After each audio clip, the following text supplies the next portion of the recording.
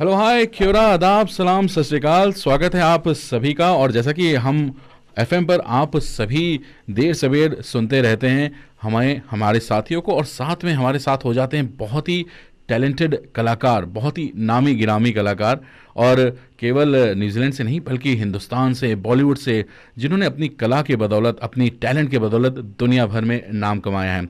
और ऐसे में जब नाम कमाने की बात होती है, अपनी कला की बात होती है, कैरेक्टर की बात होती है जो फिल्मों में लेकर आते हैं, तो फिल्म तनु वेड्स मनु में जिन्होंने कहा था कि भाई आपका नाम क्या है, जिनसे पूछा गया तो उन्होंने कहा कि देकर बताएं या पूछ कर या बोल कर। तो हमारे साथ हैं none other than Deepak Dobriyal. Deepak, thank you very much joining हम 106.2 एफएम। कैसे हैं आप? थैंक यू राज, शुक्रिया। बहुत बढ़िया, बहुत मजे में। बहुत मज़े में। और पहले तो सबसे पहले मैं आपको बधाई देना चाहूँगा हिंदी मीडियम के लिए।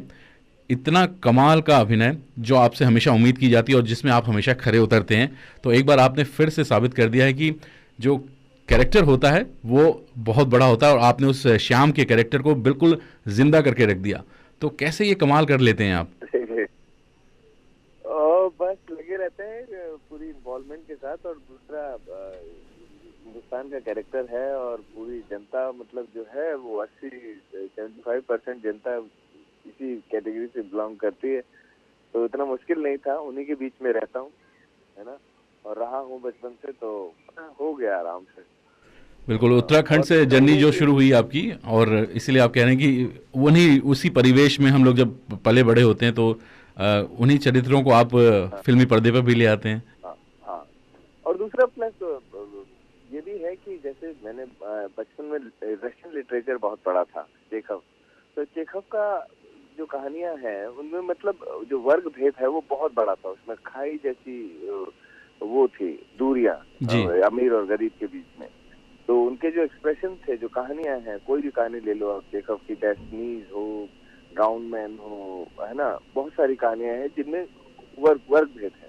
तो जी ये भी उसी के आसपास था। तो इंडिया जो है वो भी इसी चीजों से गुजर रहा है अभी। यहाँ पे बहुत ही एक्सट्रीम में लोग रह रहे हैं, या तो बहुत अमीर हैं या बहुत गरीब हैं, जी है ना, या तो बहुत खुश हैं या बहुत परेशान हैं। हर चीज में एक्सट्रीम से गुजर रहा है इंडिया।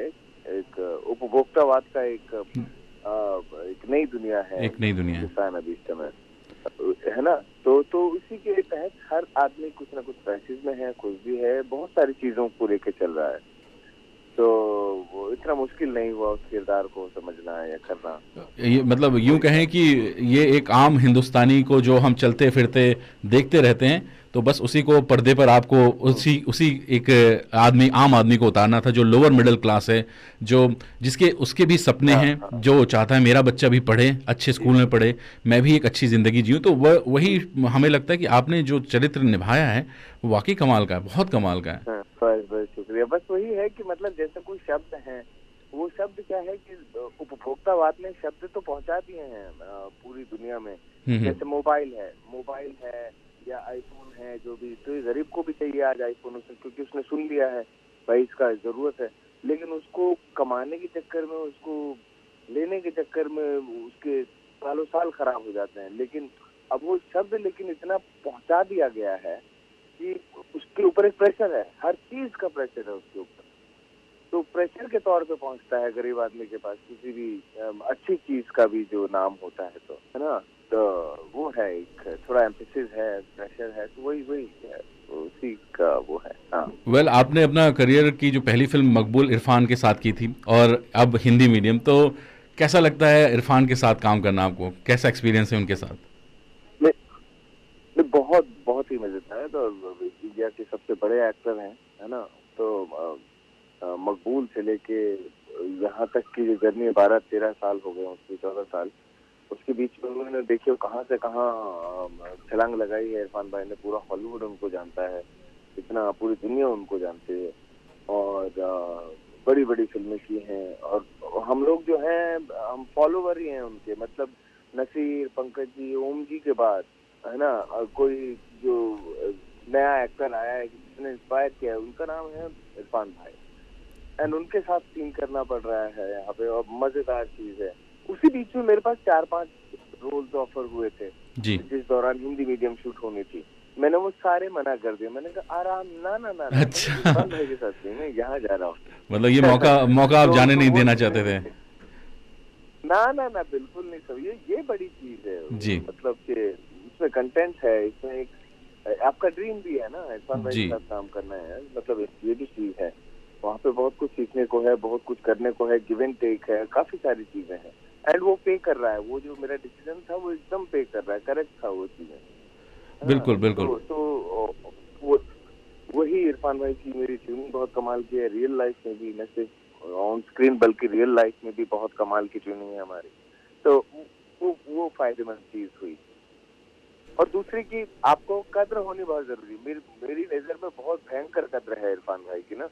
तो जब आप कद्र करते हो किसी भी शख्स की या चीज की या किसी भी चीज के, या तो आप जिंदगी भर उसकी खासियत जो है उसको पहचानते हो, खूबियों को जानते हो। तो वही चीज यहाँ पे भी था। तो वो एक आराम, हाँ जी। वो इंग्लिश में कंफर्ट जोन कहते हैं, लेकिन अब चूंकि हिंदी मीडियम की बात हो रही है तो हाँ एक आराम से एक वो काम हो जाता है जब आप किसी जाने पहचाने चेहरे के साथ, और जिनको आप वाकई जो आपकी प्रेरणा रहे हैं आपके जीवन में एक्टिंग में आपके, हाँ तो ये जी बड़ा मुझे हाँ लगता है कि जी बहुत आसानी से काम हो जाता होगा। जी जी, बिल्कुल बिल्कुल बिल्कुल। तो वहां पे क्या होता है कि एक कंफर्ट जोन जो है उसमें क्या होता है कि दोनों एक्टर कंफर्टेबल तरीके से सीन को आगे बढ़ाते हैं, जी है ना, विजन को कहीं और ले जाते हैं कि यार ये अच्छा है, इस पे आगे बढ़ते हैं। बल्कि अगर जब आप कंफर्टेबल नहीं हो अपने को एक्टर के साथ, तो उसमें क्या होता है, सीन आगे बढ़ने के बजाय ये होता है भाई आप अपना कर दीजिए, मैं अपना करता हूँ, फिर बाय बाय नमस्ते, हम उधर चलते हैं, आप उधर चलिए। तो उसमें सीन कहीं का कहीं नहीं रहता। जी ना राइटिंग उभर के आती है, ना डायरेक्शन कितना भी बढ़िया वो कर लो, शॉट कितना भी बढ़िया लगा लो, कुछ भी निकल के नहीं आता है जब तक ट्यूनिंग नहीं है जी एक्ट को एक्टर्स के बीच में, है ना। जी। तो वो चीज है। तो हमारी जो ट्यूनिंग है उसकी वजह से काफी चीजें निकल कर आई हैं, वो आपको फिल्म में भी दिखता होगा। बिल्कुल बिल्कुल। वो एक जो आप लोगों की केमिस्ट्री, नेचुरल केमिस्ट्री जो है, जितने भी सीन्स में आप लोग हैं, खासतौर पर वो जो एटीएम वाला सीन है, उसके बाद जो एक्सीडेंट आप करते हैं गाड़ी के सामने आके, वो कुछ सीन तो मैं दीपक बताऊं मतलब कमाल के हैं। और कुछ सीन जो स्कूल के बाहर जब उनकी बच्ची का सिलेक्शन हो जाता, मैं इसका रिव्यू भी लिख रहा था तो मैंने यही बोला था कि इस फिल्म के अगर कोई हीरो हैं तो वो दीपक हैं, जिन्होंने हंसाया भी है, रुलाया भी है। तो नहीं, कमाल की है। और दीपक, इसमें डेफिनेटली हिंदी मीडियम एक बैशिंग है, एक एक आवाज़ है जो भारत की जो शिक्षा प्रणाली है, एजुकेशन सिस्टम है, उस पर बहुत बड़ी आवाज़ है ये एक। और ना केवल एक शिक्षा प्रणाली पर, बल्कि खास तौर पर जब हम कहते हैं भारत की राष्ट्रीय भाषा हिंदी है, और जब लेकिन जब इसको एक ग्राउंड लेवल पर अगर इस बात को जहाँ कहीं हम सामने लेकर आते हैं, तो वहाँ जो लोग हिंदी माध्यम से होते हैं उनको कहीं ना कहीं एक एक अजीब दृष्टि से, हीन भावना से देखा जाता है। तो वही सब कहानी शायद इस फिल्म में आप लोगों ने समझाने की कोशिशें की हैं। हाँ जी हाँ जी, नहीं बिल्कुल बिल्कुल। और मतलब क्या है कि हिंदी जो है वो फितरत की भाषा भी है, वो हरकत की भाषा भी है, वो पूरी बॉडी में है, बिहेवियर है हिंदी। हिंदी एक बिहेवियर है यहाँ का, जो हिंदुस्तान को रिप्रेजेंट करता है, हिंदुस्तान और आसपास के जो एक दो मुल्क है उनको रिप्रेजेंट करता है ये जी जी हिंदी जो भाषा है ना।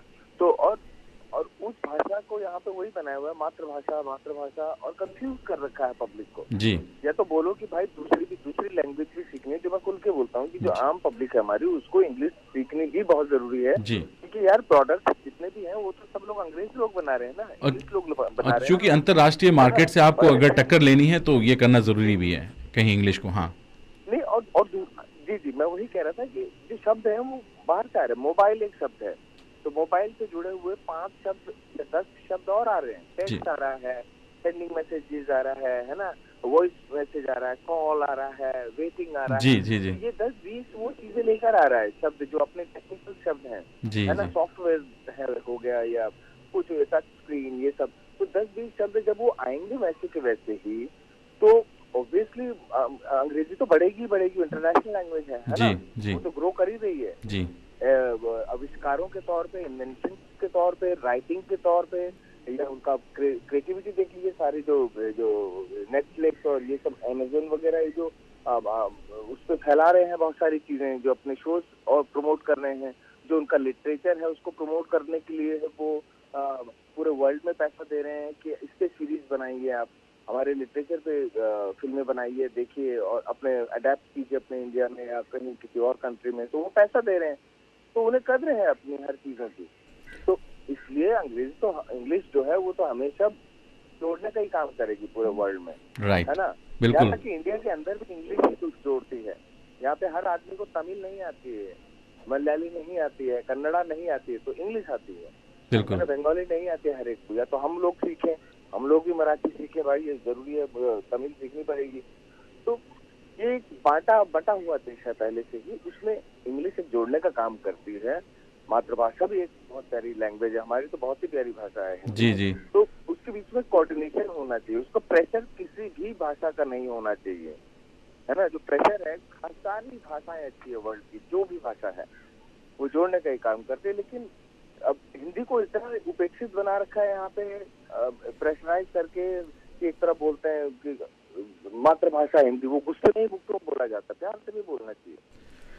अच्छा, तो कहीं हजार चीजें हैं, बिल्कुल बिल्कुल दीपक, ऑफ कोर्स ये तो एजुकेशन सिस्टम पर बैशिंग थी, लेकिन कभी आपका निजी अनुभव हुआ है जब, क्योंकि आप इस इंडस्ट्री में, फिल्म इंडस्ट्री में कई सालों से, तो चूंकि आप भी हिंदी भाषा बैकग्राउंड से आते हैं, उत्तराखंड से आते हैं, और फिर आपकी दिल्ली में भी परिवेश रही आपका, जो है बचपन से आप वहाँ रहे, तो कहीं फिल्म इंडस्ट्री में भी कभी आपने अनुभव किया, या आप सोचते हैं, देखते हैं और ऑब्जर्व करते हैं ये चीज़ कि हाँ यहाँ पर भी वो चलन है, क्योंकि ऑफ कोर्स वो भारत में पूरे चलन है ये, तो क्या इंडस्ट्री में भी, हमारी फिल्म इंडस्ट्री में भी ऐसा कुछ चलन है? नहीं नहीं, वैसे चलन नहीं है यहाँ पे। बोलता है हर कोई, बहुत अलग अलग भाषा में बोलते हैं, इंग्लिश बोलते हैं, हिंदी बोलते हैं, लेकिन यहाँ पे उल्टा है। बॉलीवुड में उल्टा है यहाँ पे। यहाँ पे क्या है कि जो अच्छी हिंदी बोलता है उसकी कदर है बहुत। आपकी हिंदी बहुत अच्छी, क्योंकि सबको इंग्लिश आती है, एक ये भी है।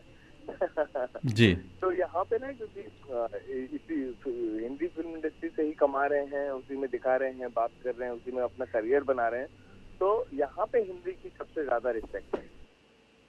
अच्छा, यहाँ रिस्पेक्ट है। अगर आप यहाँ हिंदी बोलते हैं तो 10 लोग रजिस्टर, यार आपकी हिंदी बोलती, क्या शब्द यूज किया आपने, अरे वाह वाह वाह, क्या इस्तेमाल है, क्या बात है। हाँ है ना। तो जी। यहाँ पे कदर है उल्टा। अच्छा, आपका मतलब इंडस्ट्री जो हिंदी बोलने वाले वो उनको ज़्यादा हाथों हाथ लेती है, क्योंकि चूंकि इतना इंग्लिश का माहौल हो गया, उसी बीच में कोई इंग्लिश बोल देता, हिंदी में बात कर लेता है, तो वो एक भीड़ में एक अपने अलग चेहरा बना ही लेता है वो फिर। हाँ हाँ हाँ हाँ, बिल्कुल बिल्कुल। बस एक थोड़ा सा वो लगता है कि यार जो लोग, कम से कम एक्टर और राइटर्स को मैं बोलूंगा, या डायरेक्टर्स को, कि यार राइटर और एक्टर को तो खास तौर से हिंदी में ज्यादा प्रमोट करना चाहिए हिंदी को। अब वो इंटरव्यूज उनके सारे इंग्लिश में करते हैं, लेकिन वो जो है फिल्में हिंदी कर रहे हैं, है ना। डायरेक्टर का चलो हो सकता है कैमरामैन साउथ का है या कैलकाटा का है, और टेक्नीशियन जो है वो गुजरात का है या कहीं और का है ना। तो उसमें उनको जोड़ने के लिए इंग्लिश का इस्तेमाल करना पड़ता है। डायरेक्टर को 10 लोगों को साथ में लेकर काम करना पड़ता है, लेकिन जो एक्टर्स हैं, जो राइटर्स हैं, उनका तो बहुत अच्छा है ना। जी। जो खास तौर पे इंटरव्यू है जिसे और लोग देख रहे हैं, वो लोग उसमें देख रहे हैं कि यार हाँ यार ये अपने पास का बंदा है, तो आर्ट जो है, हिंदी जो है वो और प्रमोट होगी। वरना वो लोग इंटरव्यू इंग्लिश में देते हैं और उसके बाद काम उसमें करते हैं, तो जो एक आम आदमी है जिसके अंदर शायद बहुत अच्छा आर्टिस्ट छुपा हो, वो भी डर जाता है, यार ये तो बड़े लोगों का काम है, यार ये तो अमीर लोगों का काम है एक्टिंग करना, ये आर्ट से जाना है, तो ये हो जाता है बहुत सारा यहाँ पे वो चलता है। बिल्कुल बिल्कुल। और हिंदी हिंदी मीडियम जो एक ऐसी फिल्म है, लगता है कि हमें कि ऐसी फिल्में देखिए बहुत कम बन रही हैं, लेकिन अगर ऐसी फिल्में बने जो समाज के लिए भी एक एक मैसेज छोड़ती हों, और साथ साथ देखिए कमर्शियली भी हिट होती हैं, तो मुझे लगता है कि शायद ऐसी फिल्मों को और आगे बढ़कर, और ऐसे मेकर्स भी हैं, डायरेक्टर्स हैं, बहुत टैलेंटेड डायरेक्टर, और आप जैसे लोग एक्टर्स इतने ज़्यादा हैं, तो वाकई ऐसी फिल्मों को और लेकर आना चाहिए इंडस्ट्री को, ताकि मैसेजेस भी जाएं और साथ में लोग एंटरटेन भी हों।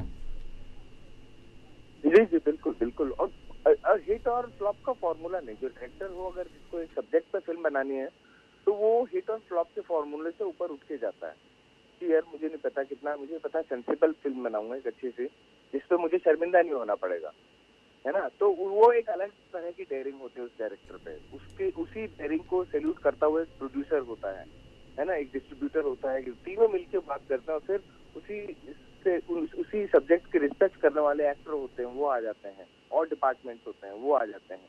तो ये सबकी रिसर्च से और सबकी प्यार मोहब्बत से बनती है कुछ हो, जिसमें सब्जेक्ट भी हो और हिट भी हो जाए, तो सबका एक जो रिसर्च है उस सब्जेक्ट के लिए, वो भी होनी बहुत जरूरी है।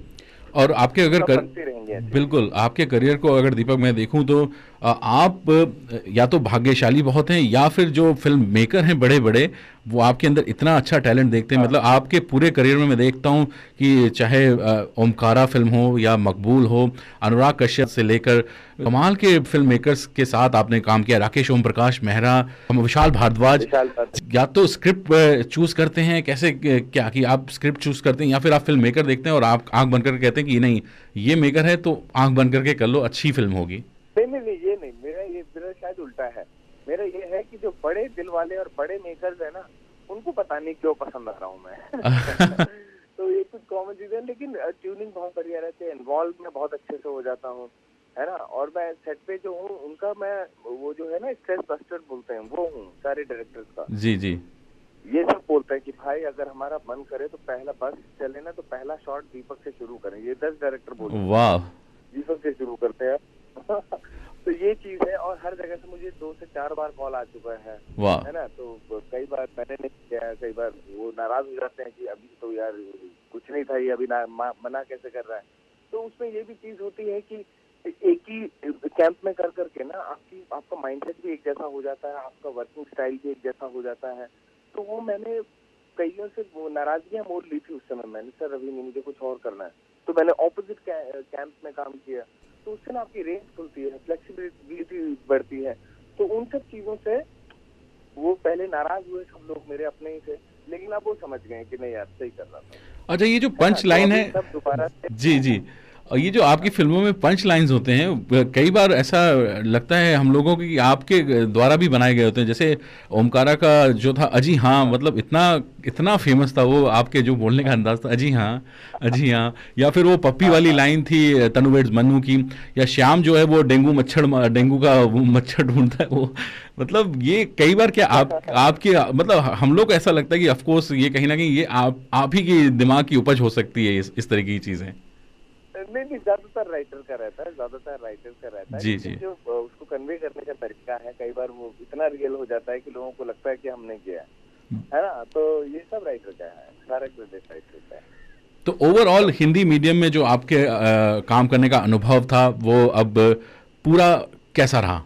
बहुत बढ़िया, बहुत बढ़िया, बहुत अमेजिंग था, और जल्दी से शूट हो गया। और प्लस मैं इस रोल के लिए धूप में बैठता था, स्क्रिप्ट लेके ऊपर छत पे, जून जुलाई में बहुत गर्मी थी। जी जी। और जब वो ऑयल लगाता था, ऑयल लगा के काफी सारा, तो उसमें क्या होता था कि पूरा टैन करना था मुझे, है जी ना। जी। तो काफी रंग आप देखते होंगे, तो काफी टैन हुआ था, और ज्यादा होना था मुझे, हाँ। स्किन पील हो जाए इस तरह से, ये वाला फील चाहिए।